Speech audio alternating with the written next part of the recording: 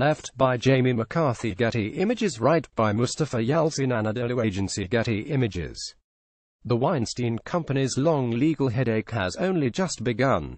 Less than a month after the initial allegations against Harvey Weinstein kicked off a landslide of sexual misconduct claims, destroying Weinstein's reputation and forcing Hollywood to reckon with its darkest open secrets, T.W.C is now facing its first round of serious litigation.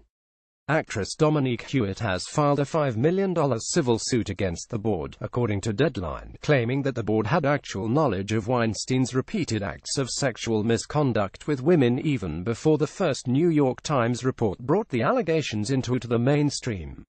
Huett, an aspiring actress, met with Weinstein in 2010 at the Peninsula Beverly Hills hotel. During the meeting, Huett claims the T.W.C co-chairman stared at her chest and asked if she had ever undergone breast augmentation. She says he then invited her up to his room under the guise of continuing the business meeting, the suit reads. It was there that Weinstein allegedly slipped into the bathroom, then came back out in a bathrobe and asked for a massage. Huett claims he would not take no for an answer, so she gave him the massage. Then, he allegedly performed oral sex on her for several minutes and masturbated in front of her afterward. In her suit, Huett claims that the board, including Harvey's brother, Bob Weinstein, was aware of Weinstein's pattern of using his power to coerce and force young actresses to engage in sexual acts with him.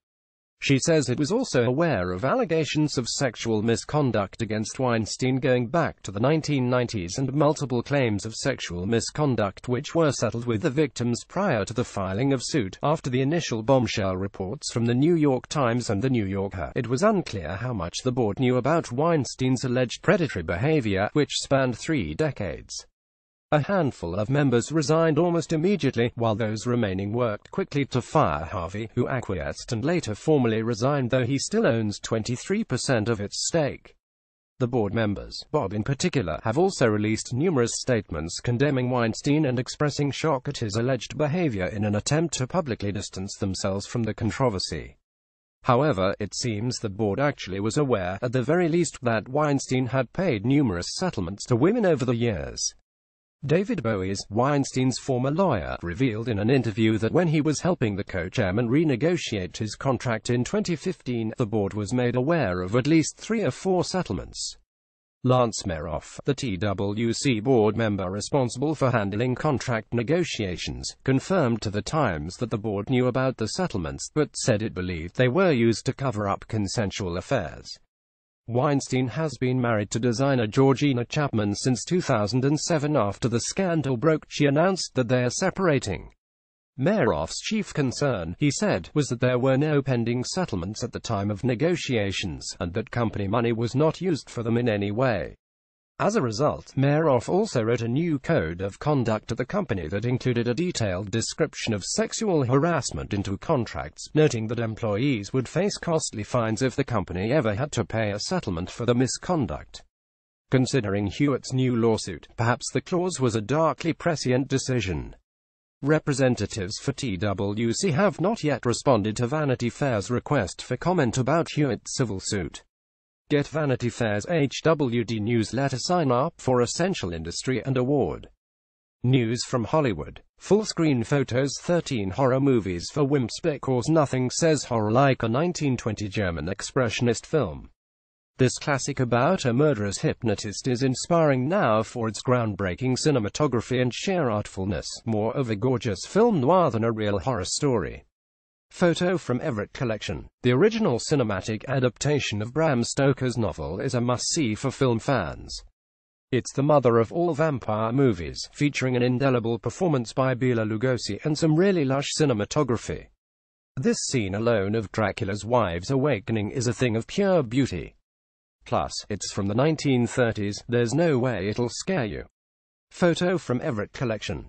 Yet another classic that all film fans should have in the back pocket. The seminal Alfred Hitchcock thriller shocked audiences in 1960 with its jarring shower scene and ultimate plot twist, but it won't horrify modern viewers the same way. Hitchcock was more about suspense than jump scares, even if Pischo still gives you a healthy bout of chills. Photo from Paramount. Kabul wreck Shutterstock. Speaking of old movies that aren't scary by modern standards, Brian De Palma's adaptation of the Stephen King novel about a bullied high school girl with a zealous mother is yet another standard-bearer that scared people at the time of its release. Now it's got a sort of hokey 70s aesthetic that won't spook viewers more accustomed to sophisticated special effects.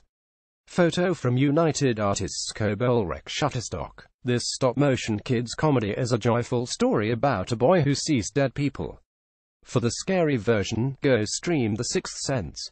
It's more of a delightful coming-of-age tale with genuine laughs, and some spooky animated creatures for good measure.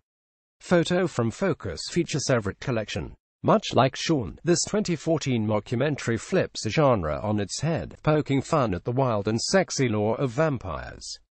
Written and directed by New Zealand's finest, Jermaine Clement and Taika Waititi, who also star, the film is about a trio of vampires just living everyday life, splitting house chores, trying to get invited into nightclubs, which takes a turn when they have to take in a new 20-year-old vampire. Photo from Movie Store X Shutterstock. Make no mistake, Jordan Peele's excellent debut feature is a horror movie through and through, with highly unsettling twists and turns. But the horror doesn't rely on twisted jump scares or unsightly violence. Instead, it's baked into the film's brilliant social commentary on modern racism. And if that's not enough, take it from another wimp, this is a horror hit you can handle. Photo from Universal Everett Collection.